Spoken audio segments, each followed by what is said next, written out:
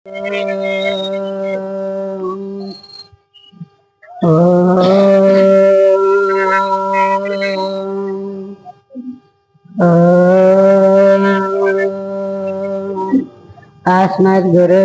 नमः। अस्मत्परमगुरुभ्यो नमः। अस्मत्सद्गुरुभ्यो नमः। శ్రీమతే రామానుజాయ నమః. మనము ఈరోజు తిరుప్పావై 2వ పాసుర విశేషం తెలుసుకున్నామమ్మా. నిన్న 1వ పాసురంలో మనం ఏం తెలుసుకున్నాము? మంగళ స్నానము ముందుగా ఆత్మశుద్ధి చేసుకోవడం వాటి గురించి చెప్పుకున్నాం. అలాగే వాళ్ళ 2వ రోజు మనము వ్రతం చేయాలంటే ఎక్కడైనా ముందుగా మనకేం తెలియాలి? నియమాలు తెలియాలి, అంతే కదా. దాని నియమాలు తెలిస్తే ఆ నియమం కరెక్ట్ గా అందరం పాటించి వాటిని సక్రమంగా చేయడానికి మనకు అవకాశం ఉంటుంది. అందువల్ల ఈ రోజు ఆండాళం ఏం చెప్పారంటే దీనికి ముఖ్యమైన నియమాలు 2వ పాసురంలో చెప్పారు. ఈ రోజు స్వామి పాలకడలో ఉన్న స్వామికి పాదాలకు మంగళము అని ముందు మంగళము పాడి తర్వాత ఈ పాత్ర విశేషం చెప్పారమ్మా. మొట్టమొదటగా మనం పాటించాల్సిన ఏంటి? మంగళ స్నానం నిన్న మనం చెప్పుకున్నాం కదమ్మా. అలాగే అతిథి సత్కారం మనము మామూలుగా మిగిలిన నెలలో ఎప్పుడు వచ్చినా నేను కాదని, అతిథి సత్కారం చాలా విశేషం. మనకి చెప్తున్నా చూస్తున్నాం కదా, మాతృదేవోభవ, పితృదేవోభవ, ఆచార్యదేవ, అతిథి దేవోభవ అని పెద్దలే చెప్పారమ్మా. అలాంటప్పుడు ఈ ధనుర్మాసంలో అతిథి వస్తే మనము ఎటువంటి పనిలో ఉన్నా వారికి కొంత మనకి చేదని కొంత అతిథి సత్కారం అనేది చెయ్యాలి. అలాగే దాన ధర్మాలు, దానము ధర్మము ఏదైనా అంటే పేదలకి ఏమైనా సహాయం చేయడము, గుడిలో ఎటువంటి దాన ధర్మాలైనా ధర్మాలు చేయడము అలాంటివి ఆచరిస్తే చాలా చాలా విశేషంగా ఉంటుంది దాని విశేషం అనేది. అట్లే వినండి, మనం తిరుపావయ్యి పాడేవాళ్ళు పాడచ్చమ్మా. పాడండి వినండి రెండూ చెప్పారు. నాకు పాడడం రాదు, నాకు తిరుపావయ్య రాదు, పర్వాలేదమ్మా వినండి. ఇప్పుడు మనకి యూట్యూబ్లో అన్నీ వస్తున్నాయి, జస్ట్ ఆ తిరుపావయ్య పెట్టుకోండి, వినండి. తెలుసు చేతనైంది కుదిరితే 30 పాసురాలు పాడండి. లేని పక్షంలో ఈ ఒక్కరోజు పాసురం 2వ పాసురం, ఆ 2వ పాసురం వరకే భగవంతుడి వద్ద విన్నవించండి. ముందుగా మంగళ స్నానం చేసి గుడిలో ముందు ఇంట్లో పూజ పూర్తి చేసుకొని దగ్గరలో మనకి ఎక్కడ సమీపంలో ఉన్న గుళ్ళకి వచ్చి ఈ వ్రతాన్ని ఆచరించండి. వచ్చేది ఎలా రావాలి? గోష్ఠిగా రావాలని కూడా చెప్పాం కదమ్మా. ఇవి ముఖ్యంగా ఇవి. అలాగే చెయ్యకూడని పనులు, మనం చేసే పనులు ఎలా తెలుసుకోవాలో చెయ్యకూడని పనులు కూడా నేర్చుకోవాలమ్మా. ఈ మాసంలో నెయ్యి తినము, పాలు తాగము అంటారు. ఎందుకు అంటే నెయ్యి పాలు ఇలాంటివన్నీ భోగాలమ్మా, భోగాలతో సమానమే కదా నెయ్యి వేసుకున్నాము అంటే. అట్లా వాటిని విడవాలి అంటే ఇప్పుడు అంటే అమ్మవారు ఆల్రెడీ భగవంతుని దగ్గర చేరారు కాబట్టి మనం ఇప్పుడు తిరుపావై వ్రతం ఆచరిస్తున్నాము. కానీ అప్పుడు ఆమె ఎంతో విరహ బాధతో, స్వామి మీద బాధతో ఆయన దగ్గరికి చేరాలి అనే బాధలో ఉన్నారు కాబట్టి ఆమె చెప్పింది, నేను పాలు తాగను, పాలు ఎవరు తాగద్దు, అలాగే నెయ్యి తినద్దు అని చెప్పారు. అంటే మన పూజ దగ్గర మనం ప్రసాదం చేసుకుంటాం కదమ్మా, భగవంతుడికి సమర్పించడానికి తప్పులేదమ్మా. ఇప్పుడు మనం పొంగల్ చేసుకుంటాము, భగవంతుడికి సమర్పించేది మాత్రం పాలు నెయ్యి తప్పనిసరిగా వాడచ్చు, తప్పులేదు. కానీ మనం వాడేది మాత్రం అవి వాడకూడదు. పువ్వులు ఆయన చెప్పారు కదమ్మా, ఆయన భగవంతుడికి అలంకార ప్రియుడు అంటారమ్మా. అమ్మవారు కాటిక ధరించకూడదు అని చెప్పారు. ఎందుకు? నేను చెప్పా కదా, విరహంతో ఆయన మీద. ఇప్పుడు మనం ఎక్కడికైనా ఫంక్షన్కి వెళ్తే రెడీ అయ్యి వెళ్తాం, కానీ ఇప్పుడు మామూలుగా భర్త ఊర్లో లేరు, ఒక వారం రోజులు రారు అంటే ఆయన లేరుగా ఏమైందిలే, ఇప్పుడు కాటిక పెట్టుకోపోతే ఏమైంది, పూలు పెట్టుకోపోతే ఏమైంది అంటే కొంచెం బాధతో ఉంటాము. దానికి గుర్తుగా ఆ కాటిక కూడా ధరించొద్దు అని చెప్పింది. పుష్పమాసం, అసలు ఇది మాసమే పూలతో పుష్పమాసమే కదా. భగవంతుడి అలంకార ప్రియుడు. అమ్మవారు ఆండాళమ్మ ఎంత అందంగా అలంకరించుకుంటది. ఎందుకు? భగవంతుడికి అలంకార ప్రియుడు కాబట్టి ఆమె అలా అలంకరించుకుంటే స్వామి ఆమెను చూసి ఒకవేళ వరిస్తాడేమో అన్న ఆనందంతో ఎప్పుడైనా భగవంతుడికి ఇష్టమైన మనం చేయడమే భగవంతుడికి అర్పించడం. అలా ఆండాళమ్మ చూసావమ్మా, సూడి కొడుత నాచ్యార్ అంటారు. అంటే ఈయన ధరించి మారలు. ఎందుకు? ఆ మాలలు కృష్ణయ్యకి బాగుంటాయా బాగోవా అని ధరించి ఓకే బాగున్నాయితే భగవంతుడికి ఇద్దాం, బాగలేవు పక్కన పెట్టేద్దాం. ధరించి నేను స్వామికి తరతూగుతానా లేదా, నేను అందంగా ఉన్నాను లేదా, భగవంతుడికి నేను నచ్చుతానా లేదా అని తీసి పెట్టేవాళ్ళనమాట. ఆ పుష్ప అది తీసుకొని పోయి విష్ణు చిత్తుల వారు అక్కడ శ్రీవల్లిపుత్తూరులో వటపత్ర సాయి అని ఉంటారమ్మా. అక్కడ ఆ వటపత్ర సాయి సమర్పించేవాళ్ళు. కానీ విష్ణు చిత్తుల వారు తెలియదమ్మా, ప్రతిరోజు సమర్పించేవాళ్ళు. ఒక్కరోజు దాంట్లో వెంట్రుక వచ్చింది. వెంట్రుక వచ్చేప్పటికి అయ్యో చాలా అపచారం జరిగింది అని చెప్పి మాల తీసుకెళ్లరు.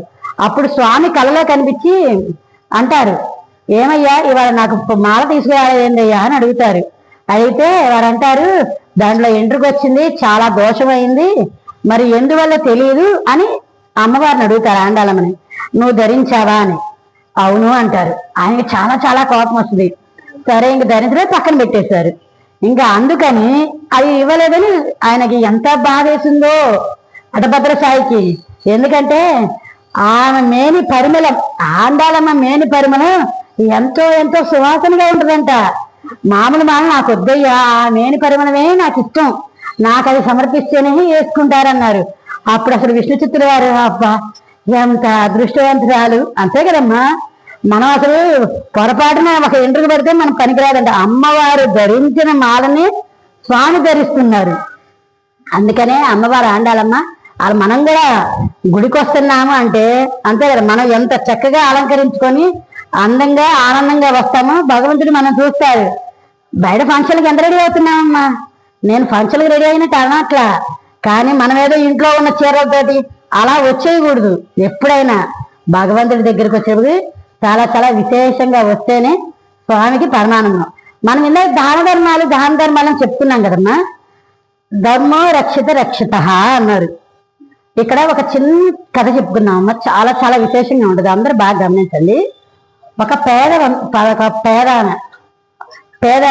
ఒక షాప్కి వెళ్తుంది. షాప్కి వెళ్తే మామూలుగా వస్తువులు తీసుకున్న తర్వాత చివరి డబ్బులు తీసుకుని ఇంటికి వెళ్ళిపోయింది. ఇంటికి వెళ్ళిపోయిన తర్వాత ఒక 10 రూపాయలు ఎక్స్ట్రా వస్తాయమ్మా ఆమెకి షాప్ వాళ్ళు ఒక 10 రూపాయలు ఎక్కువగా ఇస్తారు. కానీ వాళ్ళ ఇల్లు ఎంత దూరం, 1 కిలోమీటర్ దూరం ఉంటుంది. ఆమె పేద కదమ్మా, నడుచుకుంటా వెళ్ళేదనమాట. సరే ఆ రోజు నైట్ మళ్ళీ వచ్చి షాప్లో ఇద్దామని మళ్ళీ షాప్ దగ్గరికి వస్తుంది. షాప్ మూసేసి ఉంటుంది. అయ్యో మనకి వాళ్ళ సొమ్ము మనకెందుకు అని చెప్పి మళ్ళీ ఇంటికి వెళ్ళి మళ్ళీ పక్కన ఉదయం వస్తుంది. పక్కన ఉదయం షాప్లో యజమానికి చెప్పుద్ది అనమాట, నిన్న మీ దాంట్లో ఒక 10 రూపాయలు ఎక్కువ వచ్చినాయి స్వామి అని చెప్పుద్ది.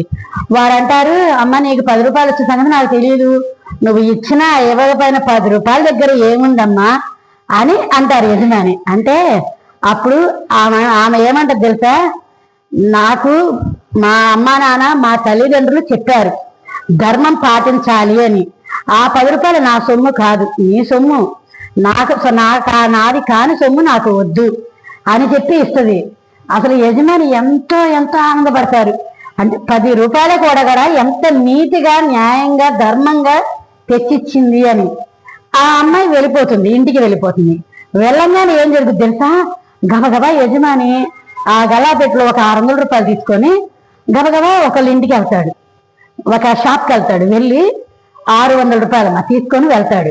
వెళ్ళి మొన్న మీరు ఇచ్చిన దాంట్లో 600 రూపాయలు లెక్క పొరపాటు పడింది, ఈ 600 నాకు అవసరం లేదు, ఇదిగోండి అని ఇస్తాడు. ఆ యజమాని కూడా ఇదే మాట అడుగుతారు, ఈ 600 నాకైతే తెలియదు, నాకు గుర్తు కూడా లేదు, ఏమవుతుంది 600 ఉంచుకుంటే అంటే ఆమె చెప్పిన మాట అదే మాట చెప్తారు, మీది కాని సొమ్ము మాకు వద్దు అని.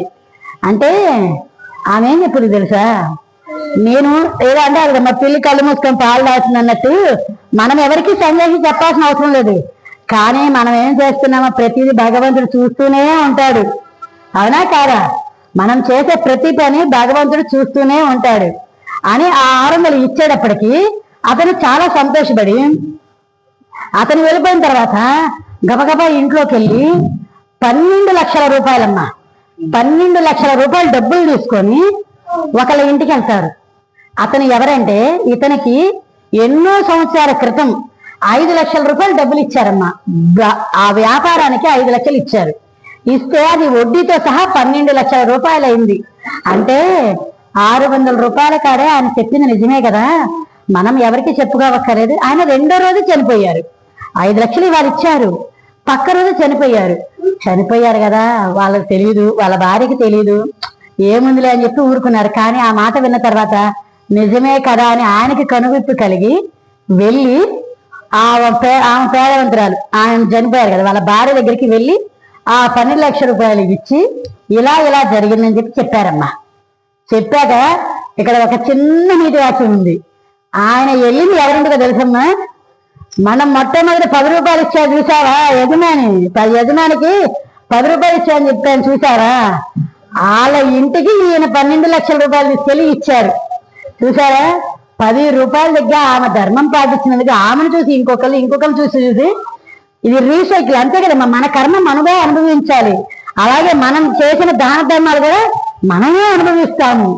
అట్లాగే ఇది 600 రూపాయలు అటుకి అక్కడి నుంచి 12 లక్షలు మళ్ళీ తిరిగి ఆమె దగ్గరికే వచ్చినాయి. అది అంటే ఏంటంటే ఎవరైనా ధర్మో రక్షిత అనేది ప్రతి ఒక్కరు పెద్దవాళ్ళు చెప్పింది మనం ఎవరికి చెప్పనవసరం లేదమ్మా, మనం ఆచరిస్తే చాలు. పిల్లలు 4 రోజులు వెనకో ముందు మనం ఎవరికి చెప్పనవసరం లేదు. మన పిల్లలు మనం చూసి ఓహో అమ్మ వాళ్ళు ఇలా ఉన్నారు, ఇలా నేర్చుకోవాలి, ఇలా చేస్తున్నారు, ఇలా చెయ్యాలి అని ఆటోమేటిక్ గా చేస్తారు.